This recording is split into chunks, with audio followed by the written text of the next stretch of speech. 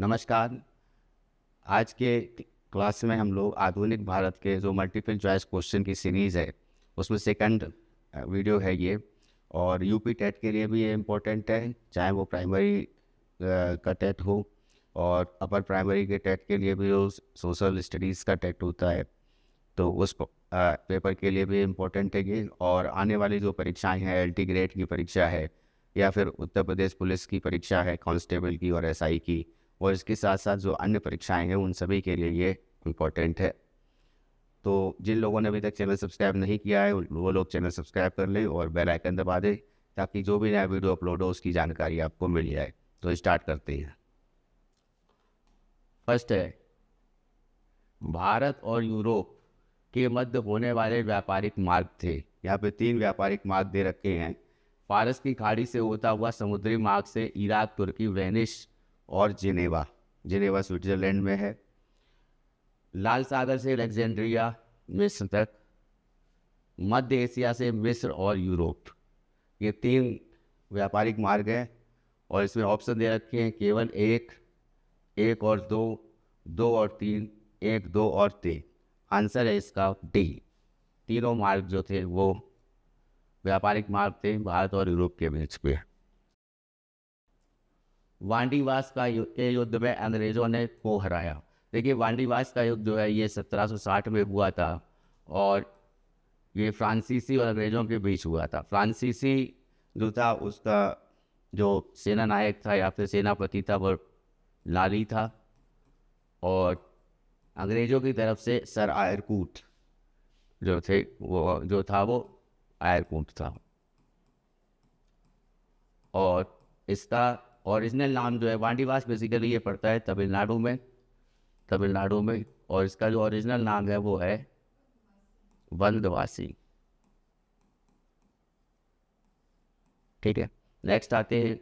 निम्न में से किस स्थान पर डचों ने फैक्ट्री का निर्माण नहीं किया था? तो डचों ने मसूलीपट्टनम में पहली फैक्ट्री लगाई थी अपनी 1605 में, पटना में भी लगाई थी और सूरत में भी लगाई थी। पांडिचेरी में नहीं लगाई थी। ये फ्रांसीसियों की फैक्ट्री यहाँ पे थी, फ्रांसीसी। सूरत में 1616 में और पटना में 1632 में ये फैक्ट्री लगाई गई थी। नेक्स्ट आते हैं, मुर्शिदाबाद से मुंगेर अपनी राजधानी स्थान करने वाला बंगाली जनपद।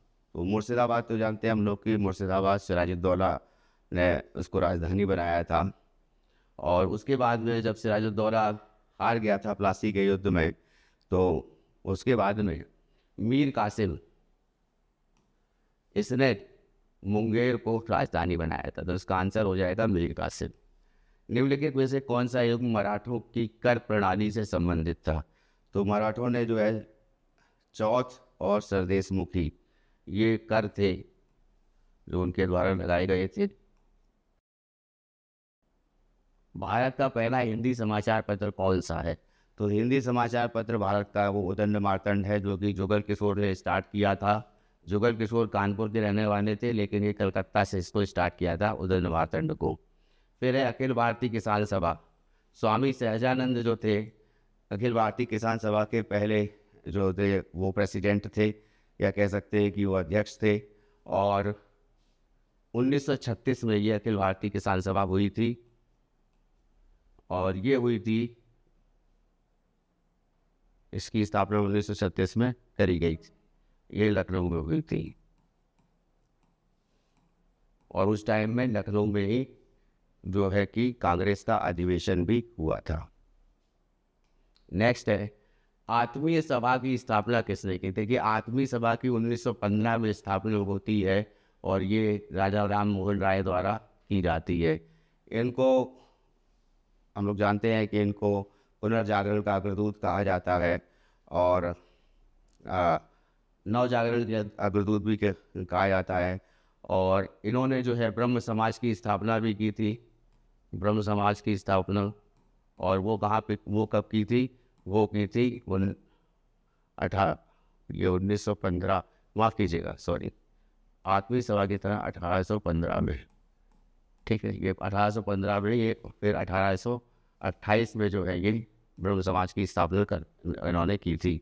उसके बाद में जो 1829 में 1829 में सती प्रथा का जो उन्मूलन होता है, तो 1829 में सती प्रथा तो उन्मूलन के लिए एक्ट जो बनता है, और 17 एक्ट होता है, वो 17 एक्ट ये 1829 में पारित किया जाता है लॉर्ड विलियम बेटिंग के द्वारा।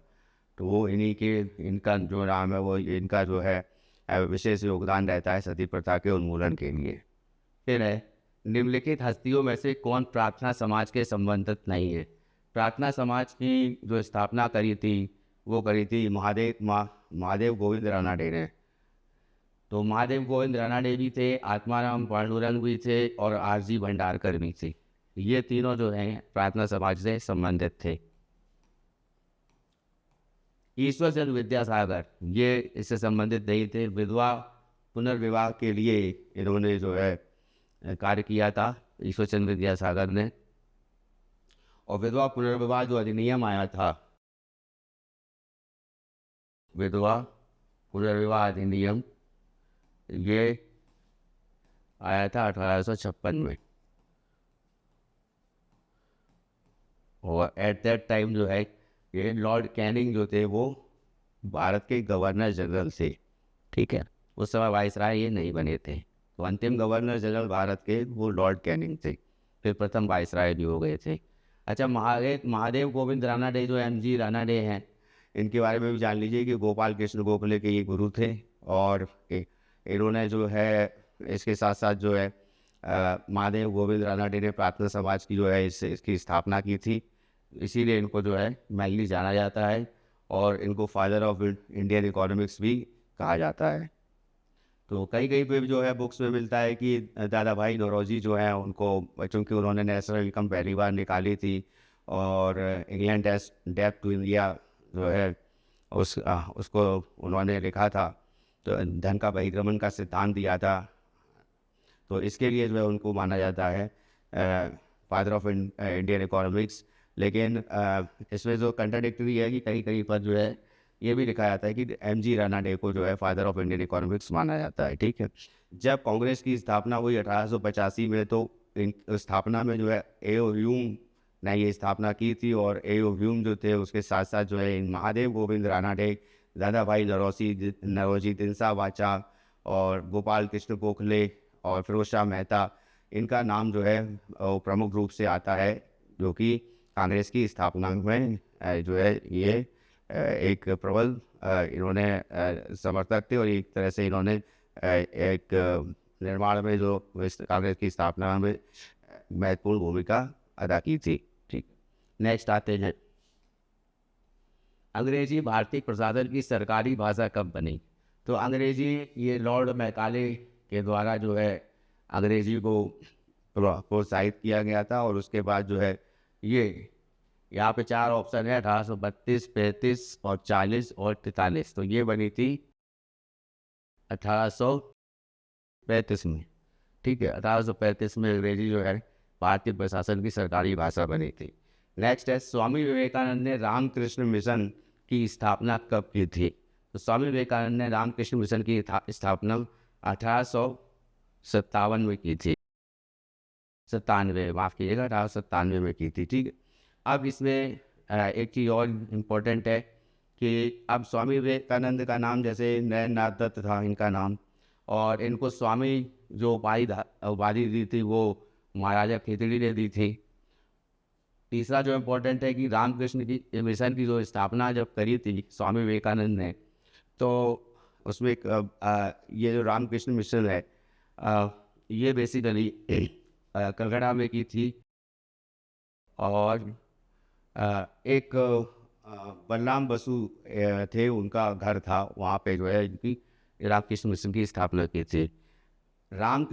इस रामकृष्ण परमहंस जो थे इनके गुरु थे। रामकृष्ण परमहंस का जो ओरिजिनल नाम था गंगाधर चट्टोपाध्याय नाम था उनका। और स्वामी विवेकानंद का तो आप पता ही है, नारायण नाथ दत्त था। ठीक है। तो अगर और भी देखें तो गंगाधर चट्टोपाध्याय जो है रामकृष्ण परमहंस का नाम था और वो काली जी के पुजारी थे, तो वो इनके गुरु भी थे। और उसके बाद में एक और इम्पोर्टेंट क्वेश्चन है कि शिकागो की धर्म सम्मेलन, तो कि शिकागो की धर्म सम्मेलन में ये गए थे, कब गए थे? 11 सितंबर को 1893 में, 1893 में। ये याद रखिएगा, इस तारीख को जो है इन्होंने शिकागो धर्म सम्मेलन में हिस्सा लिया था। नेक्स्ट है, सावित्रीबाई फूले ने 1 जनवरी 1848 को कहाँ पर प्रथम बालिका विद्यालय की शुरुआत की थी? ये की थी पुणे में। ज्योतिबा फूले थे उसके साथ में, उनके साथ में, और फातिमा शेख के साथ में मिलकर के उन्होंने ये इसकी स्थापना की थी 1 जनवरी 1848 में। ठीक है, प्रथम बालिका विद्यालय की। नेक्स्ट है, किसने 1864 में विज्ञान समिति की स्थापना की थी? यानी साइंटिफिक सोसाइटी ऑफ इंडिया की स्थापना, या साइंटिफिक सोसाइटी की स्थापना कह सकते हैं, तो सर सैयद अहमद खान ने की थी इसकी स्थापना 1864 में। ठीक है। फिर दादा भाई नौरोजी का यहाँ नाम आता है, इनके बारे में आप जानते हैं, grand old man of India कहा जाता है। और 1886 में जब कलकत्ता का निवेशन होता है तो यही जो है इनको अध्यक्ष बनाया जाता है कांग्रेस का। फिर अबुल कलाम आज़ाद, इन्होंने अल हिलाल अल बिलाल लिखी है, और वॉइस ऑफ इंडिया जो लिखी है वो दादा भाई नौरोजी ने लिखी है। उसके बाद में ये अबुल कलाम आज़ाद जो थे ये 1923 में जो है इनको सबसे कम उम्र के अध्यक्ष बने थे कांग्रेस के। सीवी रमन को 1930 में रमन इफेक्ट के लिए नोबेल प्राइज़ मिला था। 1913 में जो है सबसे पहले जो रविन्द्रनाथ टैगोर को साहित्य के क्षेत्र में नोबेल प्राइज़ मिला था। नेक्स्ट आते हैं, किस एक्ट के तहत बंगाल के गवर्नर जनरल का पद भारत के गवर्नर जनरल में पदोन्नत किया गया था? इसके बारे में मैंने आपको बता दिया है कि चार्टर एक्ट जो था, तो यहाँ पे बंगाल का गवर्नर जनरल भारत का गवर्नर जनरल बन रहा है, तो ये है चार्टर एक्ट 1833। अगर बात आती है यहाँ पे कि भारत का गवर्नर जनरल भारत का वाइसराय बन रहा है, तो है चार्टर एक्ट 1858। ठीक है, तो इसको याद रखिएगा। एक बार इसको रिवाइज कर लेते हैं कि देखिए, जो पहला जो है आता है बंगाल का गवर्नर, तो बंगाल का पहला गवर्नर जो है वो लॉर्ड क्लाइव की बात आती है। ठीक है, फिर उसके बाद में बंगाल का गवर्नर जनरल ये होता है वारेन हेस्टिंग्स। ठीक, तीसरा आता है भारत का गवर्नर जनरल, तो ये आता है लॉर्ड विलियम बेटिंग। उसके बाद चौथा आता है भारत का वाइसराय, ये होते हैं लॉर्ड कैनिंग। उसके बाद पांचवा आता है भारत के प्रथम भारतीय की कह सकते हैं प्रथम भारतीय गवर्नर जनरल भारत के, तो वो आते हैं सी राजगोपालाचारी। ठीक है, तो ये इम्पोर्टेंट है, इनको याद रखिएगा। फिर आते हैं सर विलियम जॉन्स, इन्होंने 1784 में एशियाटिक सोसाइटी की स्थापना की थी। अभी जो एशियाटिक सोसाइटी की स्थापना की थी, ये पूछ रहे हैं कहाँ पर की थी, तो इन्होंने एशियाटिक सोसाइटी की स्थापना कलकत्ता में की थी। नेक्स्ट है, स्वामी दयानंद सरस्वती के बारे में निम्नलिखित में से कौन सा कथन गलत है, सही नहीं है? जन्म स्थान इनका गुजरात था, ठीक, बिल्कुल सही है, गुजरात में इनका जन्म हुआ था। सत्यार्थ प्रकाश इन्होंने लिखी थी पुस्तक। आर्य समाज की स्थापना की थी इन्होंने, ये भी सही है। 1875 में इन्होंने आर्य समाज की स्थापना की थी। और बचपन का नाम इनका गंगाधर नहीं था, बल्कि इनका था मूल शंकर, ये इनका बचपन का नाम था। और उसके बाद है, निम्नलिखित में से कौन कांग्रेस के उदारवादी विचारधारा से संबंधित नहीं था? तो गोपाल कृष्ण गोखले भी उदारवादी थे, दादा भाई नौरोजी भी उदारवादी थे, सच्चिदानंद सिन्हा भी उदारवादी थे, लेकिन अरविंद घोष उदारवादी नहीं थे, ये उग्रवादी दल के थे या गरम दल के थे। यहाँ पे एक बात और आती, जैसे अभी और भी जैसे उग्रवादी नेता थे, जैसे बाल गंगाधर तिलक, उसके बाद लाला लाजपत राय, विपिन चंद्र पाल, ये सभी अरविंद घोष ये सभी लोग जो थे वो उग्रवादी गुट के थे। नेक्स्ट है, सती प्रथा को गवर्नर के कार्यकाल में समाप्त कर दिया गया था। सती प्रथा का उन्मूलन लॉर्ड विलियम बेटिंग ने इसका उन्मूलन किया था, और ये किया था 1829 में, 1829 में। और इनके साथ में, जैसा कि मैंने पहले ही बता दिया है, राजा राम मोहन राय का विशेष योगदान रहा है सती प्रथा के उन्मूलन में। इसके बाद अच्छा, एक और यहाँ पे नाम आता है चार्ल्स मेटकाफ या लॉर्ड मेटकाफ का नाम याद रखिएगा। समाचार पत्र का मुक्तिदाता कहा जाता है, भारतीय समाचार पत्रों का मुक्तिदाता जो है वो लॉर्ड मेटकाफ को कहा जाता है। इसको भी आप याद रख लीजिएगा, ठीक है। लॉर्ड एलनबरो के टाइम पे 1843 में दास प्रथा का उन्मूलन किया गया था, इसको भी याद रखिएगा। नेक्स्ट आते हैं, वह क्रांतिकारी नेता कौन थे जिन्होंने रामकृष्ण मिशन के स्वामी के रूप में अपना जीवन समाप्त किया था? उनका नाम था जतीन्द्र नाथ बंदोपाध्याय। मोस्ट इम्पोर्टेंट क्वेश्चन है, इसको याद रखिएगा।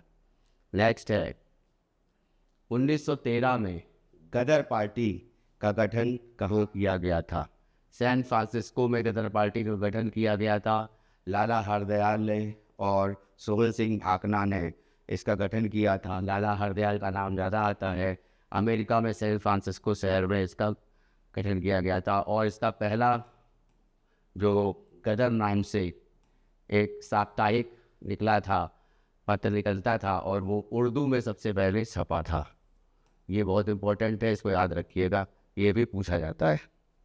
1888 में भारतीय राष्ट्रीय कांग्रेस के निम्नलिखित में से किस अधिवेशन में जॉर्ज यूले अध्यक्ष बने थे? तो ये जो है चौथा अधिवेशन था, और ये हुआ था जॉर्ज यूले, ये इलाहाबाद में हुआ था, ठीक है।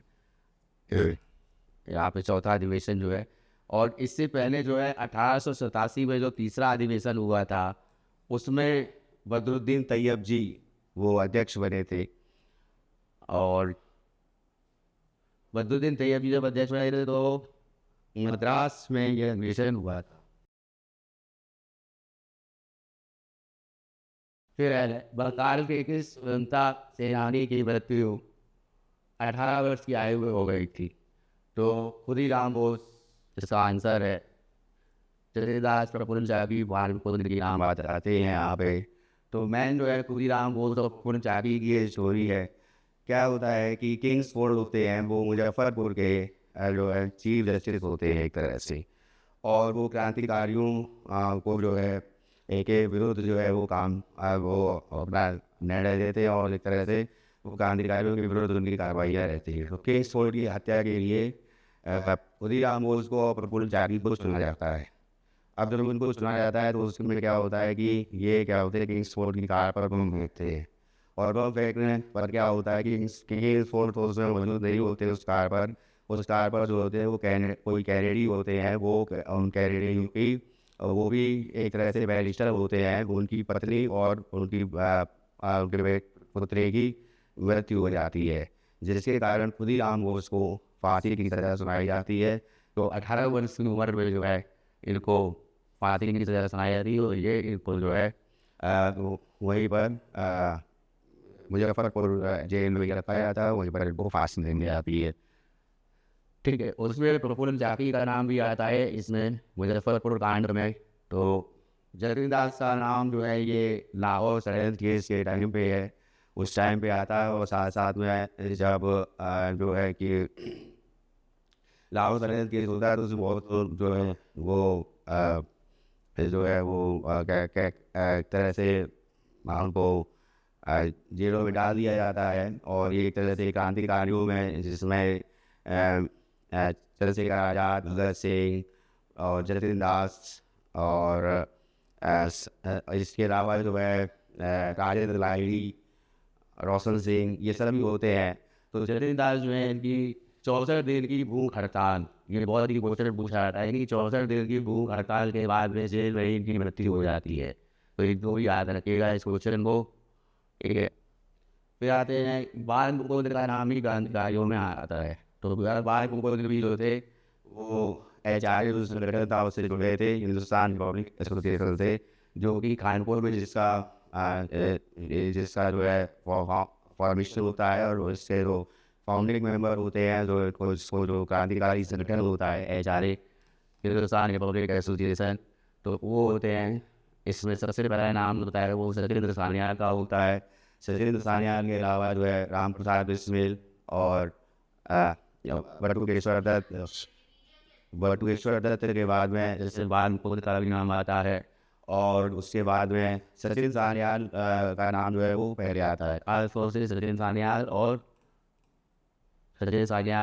राम प्रसाद बिस्मिल। तो एक और इम्पोर्टेंट बात है, वो या फैक्ट है, वो ये है कि सचिन सान्याल ने कौन सी पुस्तक लिखी थी। तो ये बंदी जीवन भी पूछा जाता है, बहुत चलता है, एग्जाम में पूछा जाता है बंदी जीवन किससे लिखी, तो सचिन सान्याल ने लिखी थी। फिर दूसरा राम प्रसाद बिस्मिल का नाम आता है। तीसरा चंद्रशेखर आजाद होते हैं, राम प्रसाद बिस्मिल।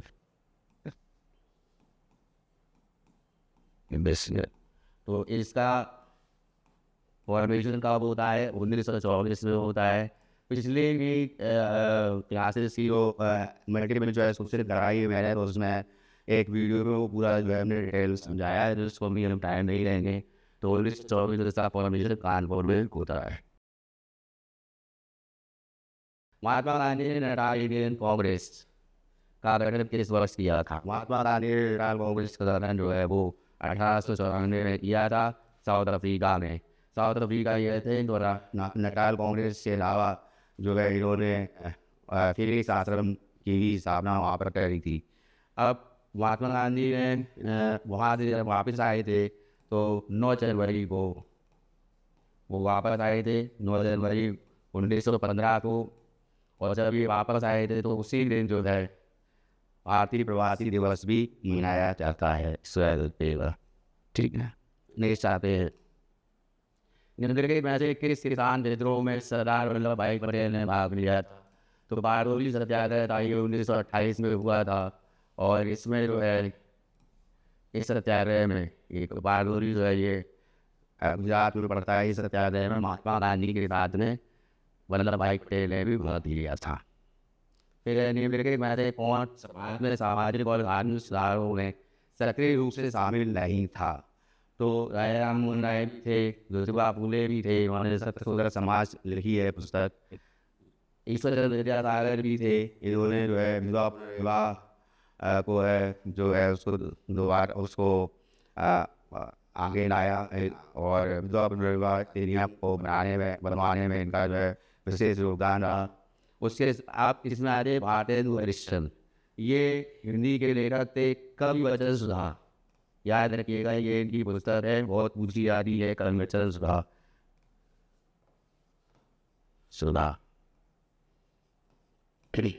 तो ये आंसर हो जाएगा इसका डी।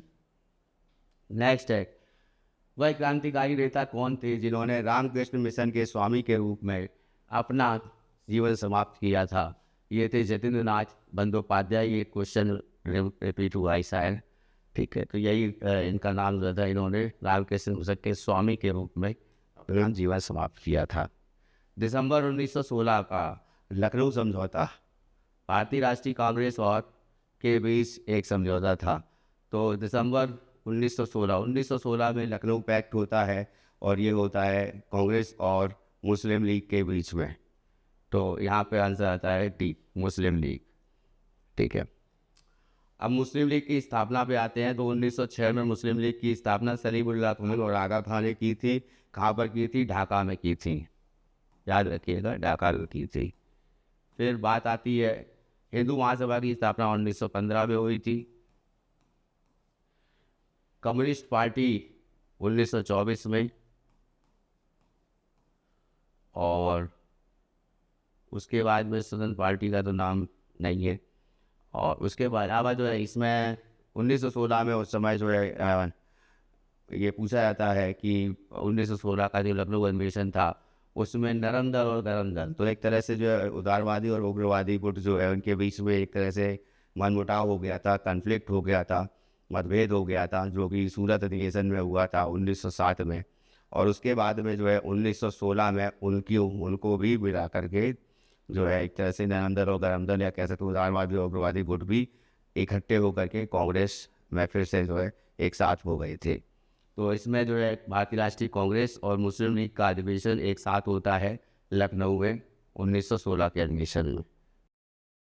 नेक्स्ट है, कांग्रेस के किस अधिवेशन में पूर्ण स्वराज की मांग को लेकर अपनाया गया? ये लाहौर में अधिवेशन होता है 1929 में। इसकी बात अभी हमने करी है। जवाहरलाल नेहरू जो थे इस अधिवेशन की अध्यक्षता करते हैं। उसके बाद में कानपुर अधिवेशन की बात हमने करी 1925 में। कराची अधिवेशन 1931 में होता है और ये जो है वल्लभ भाई पटेल जो हैं इसके अध्यक्ष होते हैं।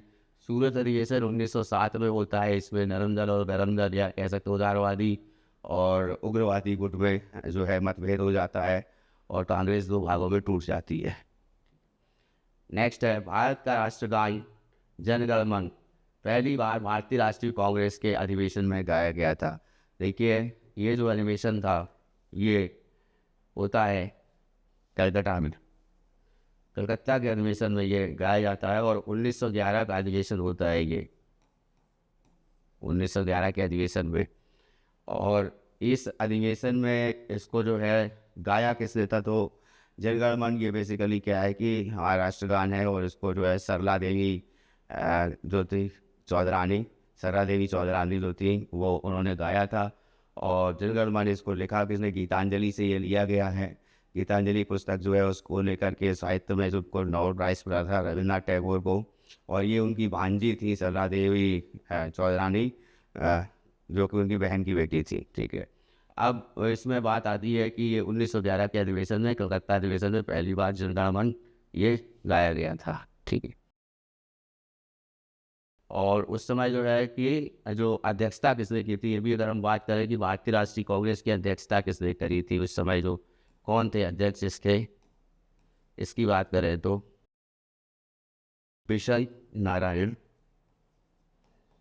धर, विशल नारायण धर जो थे वो इसके अध्यक्ष थे उस समय, अध्यक्षता की थी उस अधिवेशन की। नेक्स्ट है, स्वदेशी आंदोलन से प्रेरित होकर ने भारत माता को अपनी प्रसिद्ध छवि बनाई और जिन्हें उन्हें एक तपस्वी व्यक्ति के रूप में चित्रित किया गया था। स्वदेशी आंदोलन याद रखिएगा कि जब 16 अक्टूबर 1905 को लॉर्ड कर्जन के टाइम पे बंगाल विभाजन होता है तो उसके बाद में स्वदेशी आंदोलन ये अपनाया जाता है। और स्वदेशी जैसे देश में जो बनी हुई वस्तुएं हैं और जो सूती कपड़ा है, खादी है, उसको जो है एक तरह से इम्पोर्टेंस दिया जाता है और विदेशी वस्तु का बहिष्कार किया जाता है। तो ये स्वदेशी आंदोलन जो है इससे प्रेरित होकर के भारत माता की प्रसिद्ध छवि जो बनाई थी वो बनाई थी अवनींद्र नाथ टैगोर ने, जो कि रविन्द्रनाथ टैगोर के भाई थे और एक चित्रकार थे। फिर आते हैं क्वेश्चन पर कि 1911 तक ब्रिटिश भारत की राजधानी कौन सा शहर था? तो 1911 इसमें क्या है, एक्चुअली क्या होता है कि 1911 में जो जॉर्ज पंचम की यात्रा होती है भारत में, और ये यात्रा जो है जब होती है तो 1911 में ये राजधानी परिवर्तन की बात आती है। तो कलकत्ता पहले राजधानी होती है इंडिया की, उसके बाद फिर 1912 से दिल्ली हो जाती है। नेक्स्ट आते हैं, अखिल भारतीय मुस्लिम लीग की स्थापना 1906 में कहाँ हुई थी? ढाका में हुई थी। सलीमुल्लाह खान और आदर खान ने की थी, तो ये इम्पोर्टेंट है, याद रखिएगा। उसके बाद में है, निम्नलिखित में से किसने लंदन में सर विलियम हर्ट कर्जन वाइली की हत्या की थी? देखिए कर्जन वाइली की हत्या जो की थी वो की थी मदन लाल ढींगरा ने। आंसर हो जाएगा सी। फिर आते हैं, किसको फरवरी 1915 में गदर षड्यंत्र की भूमिका के लिए नवंबर 1915 में लाहौर में फांसी दे दी गई थी? तो लाहौर में फांसी दी गई थी, ये करतार सिंह सराभा को फांसी दी गई थी। ये भी संबंधित थे गदर से। उसके बाद है कि जलियांवाला बाग हत्याकांड या त्रासदी कब घटित हुई थी? ये 13 अप्रैल 1919 को घटित हुई थी। जो जलियांवाला बाग हत्याकांड था उसमें क्या था कि जलियांवाला बाग एक बाग होता है अमृतसर में जिसका एक ही रास्ता होता है, तो हज़ारों लोग जो है वो एकत्रित होते हैं। और वो जो एकत्रित होते हैं तो एक तरह से रॉलेट एक्ट के विरुद्ध में, जो रॉलेट एक्ट आता है कि ना अपील ना वकील ना दलील के को लेकर के कि बिना किसी को भी जो है कि FIR किए ही जो है उसको जेल में डाल दिया जाएगा, किसी भी व्यक्ति को, भारतीय को। तो इसमें जो क्या होता है कि एक तो ये रॉलेट एक्ट जो मुद्दा होता है, दूसरा होता है कि सैफुद्दीन किचलू और डॉक्टर सत्यपाल की जो गिरफ्तारी हो जाती है, उसको लेकर के जो है ये लोग इकट्ठे होते हैं। और इन पर जो है जनरल डायर द्वारा जो वहाँ का जो गवर्नर होता है, एक तरह से या कह सकते हैं कि वहाँ का प्रांतपति या कह सकते हैं, तो वो जो होता है जनरल डायर, वो अमृतसर में जो है जलियांवाला बाग में वो बंदूकों से जो है, बंदूक से जो है फायर का जो है एक तरह से डिसीजन देता है। और सारे सैनिक जो है वो घायल वो फायर करने लगते हैं बंदूकों से। उसके बाद जो जितने भी लोग थे वहाँ पर, हज़ारों लोग जो थे वो उनकी हत्या हो जाती है। तो ये 13 अप्रैल 1919 की घटना थी, जलियांवाला बाग हत्याकांड। और इसको लेकर के और खिलाफत का मुद्दा भी था जो कि इम्पोर्टेंट था। जिसकी बात करेंगे कि खिलाफत जो था कि तुर्की का जो तुर्की का खलीफा था उसको अपदस्थ कर दिया गया था, अपनी गद्दी से हटा दिया गया था अंग्रेज़ों द्वारा। तीसरा मुद्दा रॉलेट एक्ट का था। तो ये इन सभी मुद्दों को लेकर के एक आंदोलन स्टार्ट होता है 1920 में, 1 अगस्त 1920 में, जो कि पहला जन आंदोलन होता है। याद रखिएगा, पहला जन साधारण आंदोलन होता है और उसका नाम होता है असहयोग आंदोलन, नॉन कोऑपरेशन मूवमेंट, जिसको गांधी जी स्टार्ट करते हैं। ठीक, नेक्स्ट आते हैं। जलियांवाला बाग हत्याकांड के लिए जिम्मेदार जनरल डायर की गोली मारकर हत्या किसने की थी? ये की थी ऊधम सिंह ने। नेक्स्ट है, किसने जलियांवाला बाग सामूहिक हत्या के विरोध में अपनी नाइटहुड की उपाधि वापस कर दी थी? ये करी थी रविन्द्रनाथ टैगोर ने। ठीक, नेक्स्ट है, निम्नलिखित में से कौन हिंदुस्तान रिपब्लिक एसोसिएशन के संस्थापकों में से एक थे? तो राम प्रसाद बिस्मिल और सचिंद्र सान्याल का नाम आता है, जैसा कि मैंने पहले बताया। तो आंसर इसमें राम प्रसाद बिस्मिल है। नेक्स्ट है, निम्नलिखित में से किसने 1876 में कलकत्ता में इंडियन एसोसिएशन की स्थापना करके भारतीय राष्ट्रीय आंदोलन की नींव रखी थी? तो इंडियन एसोसिएशन की स्थापना की थी सुरेंद्रनाथ बनर्जी ने। और याद रखिएगा, जिस समय इंडियन एसोसिएशन की स्थापना जब हुई थी तब सुरेंद्रनाथ बनर्जी की जो संस्था थी, इसको 1885 में जब कांग्रेस की स्थापना होती है ह्यूम के द्वारा, और व्योमेश बनर्जी जो है उसको उसकी अध्यक्षता करते हैं। और अधिवेशन जो होता है ग्वालियर टैंक स्थित संस्कृत के तेजपाल संस्कृत विद्यालय में होता है। और ये जो स्थापना जब होती है तो इसमें 72 लोग जो होते हैं, 72 प्रतिनिधि होते हैं, 72 प्रतिनिधि भाग लेते हैं। और सबसे बड़ी बात जो होती है कि इसमें बात आती है इंडियन एसोसिएशन की। तो यहाँ पे बात आती है कि सुरेंद्रनाथ बनर्जी जो होते हैं वो कांग्रेस के सदस्य नहीं होते हैं उस समय। तो इंडियन एसोसिएशन के किसी भी जो सदस्य होता है उसको कांग्रेस की सदस्यता लेने से मनाही कर दी जाती है, मना कर दिया जाता है कि जो भी इंडियन एसोसिएशन का सदस्य है वो कांग्रेस की सदस्यता नहीं ले सकता है। ठीक है, स्टार्ट करते हैं। नेक्स्ट क्वेश्चन है, हथियारों के माध्यम से ब्रिटिश शासन को उलटने के लिए 1925 में के सदस्यों द्वारा काकोरी षड्यंत्र की योजना बनाई गई थी। तो ये मैंने बताया आपको, हिंदुस्तान रिपब्लिकन एसोसिएशन HRA था, जो कि कानपुर में जिसकी स्थापना हुई थी 1924 में। इसके बारे में भी मैंने पुराना जो भी क्वेश्चन पिछले क्वेश्चन देखेंगे अगर आप, जो PET के क्वेश्चन हैं, जो जब PET एग्ज़ाम होने वाला था तो उसको तब इसको डिटेल में हमने समझाया है। खुदीराम बोस को मुजफ्फरपुर में किंग्स फोर्ट की हत्या के प्रयास के लिए किस वर्ष किया था इन्होंने ये प्रयास? तो ये 1908 में इसका आंसर है कि 1908 में इन्होंने ऐसा किया था। और किंग्स फोर्ट तो उनकी तो हत्या कर नहीं पाए थे, बल्कि वो जिस गाड़ी पर इन्होंने बम फेंका था उसमें एक जो कैनेडी जो थे एक वो बैरिस्टर थे और उनकी पत्नी और उनकी कैनेडी तो थे यानी रजिस्टर कैनेडी की पत्नी और उनकी पुत्री की मृत्यु हो जाती है। तो उसी को लेकर के फिर इन पर जो है मुजफ्फरपुर में ये ऐसा होता है और मुजफ्फरपुर में ही इनको उसको उसको लेकर के उनकी हत्या को लेकर के उनको फांसी दी जाती है। तो 18 वर्ष की आयु में, किसी किसी बुक में 17 वर्ष भी लिखा हुआ है, याद रखिएगा। तो 18 वर्ष की आयु में सबसे पहले जो जिनको क्रांतिकारी थे जिनको फांसी दी जाती है वो होते हैं खुदीराम बोस। ठीक है, तो ये इंपॉर्टेंट क्वेश्चंस थे जो इस मल्टीपल चॉइस क्वेश्चंस के सेकंड पार्ट में आपने जो मैंने आपसे डिस्कस किए। और थर्ड में जो भी आगे की क्रांतिकारी गतिविधियाँ होती हैं गांधी युग की, तो उसको हम डिस्कस करेंगे। और उसके जो इम्पोर्टेंट क्वेश्चन है, जो भी इम्पोर्टेंट क्वेश्चन टीईटी की परीक्षा में या एलटी ग्रेड की परीक्षा में आए हुए हैं या फिर किसी अन्य परीक्षा में आए हुए, जो कि मोस्ट इम्पोर्टेंट है, 6 से 8 की जो किताब है उसमें दे रखे हैं सामाजिक विषय, उसको वहाँ से भी हम क्वेश्चन को लेंगे। सामाजिक अध्ययन की जो किताब विषय की किताब है, उसके साथ साथ तो पर्यावरण के जो पुराने पेपर हैं 1 से 5 वाली जो टीटी है और एलटी ग्रेड की जो परीक्षा है उसमें भी जो इम्पोर्टेंट क्वेश्चन है, अदर स्टेट की भी टीटी है तो उसमें की जो इम्पोर्टेंट क्वेश्चन है उनको हम उठाएंगे और उनको जो है आप जो है नेक्स्ट वीडियो में उनको हम लोग डिस्कस करेंगे। तो इस वीडियो में इतना ही, बहुत बहुत धन्यवाद।